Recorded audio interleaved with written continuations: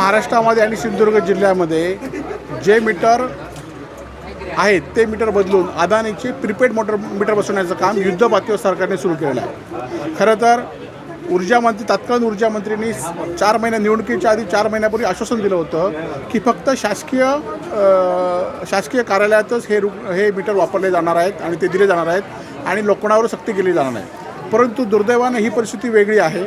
आज अदानींच्या माणसाला कुठलंही पत्र न देता फक्त फोनवर वरिष्ठ अधिकाऱ्यांनी सांगितलं आहे की त्यांना अदानीच्या माणसाला MSEBच्या कार्यालयामध्ये जागा द्या, त्यांना ऑफिस द्या आणि त्या आज ऑफिस इकडे बेकायदेशीर अदानीचं ऑफिस बसवलेलं आहे।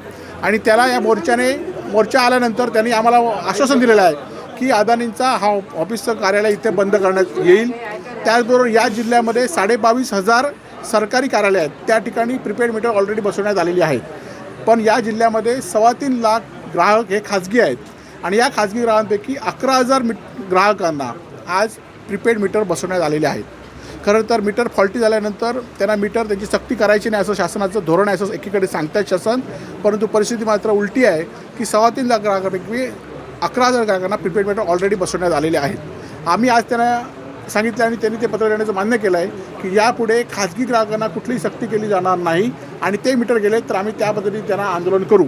त्याचबरोबर जे मीटर सुरू होते, जे मीटर आज विक्री करत होते जिल्ह्यातील लोक, वेगवेगळे कॉन्ट्रॅक्टर, त्यांना आज मीटर हे बंद करण्यास सांगितलेले आहेत आणि जो 3,500 रुपयांना मिळणारा मीटर आज 12,000 रुपयांना ग्राहकांना पडत आहे। आणि त्यामुळे हे मीटर उपलब्ध करून देण्याचं सुद्धा त्यांनी आश्वासन दिलेलं आहे। हे जर आश्वासन न झालं तर आज आमच्या सर्वपक्षीय लोकांनी 20 ग्राहकांनी जी आंदोलन केलं आहे त्या आंदोलन लेखी स्वरूप मिळणार, नाहीतर हा आंदोलन तीव्र या ठिकाणी होणार आहे।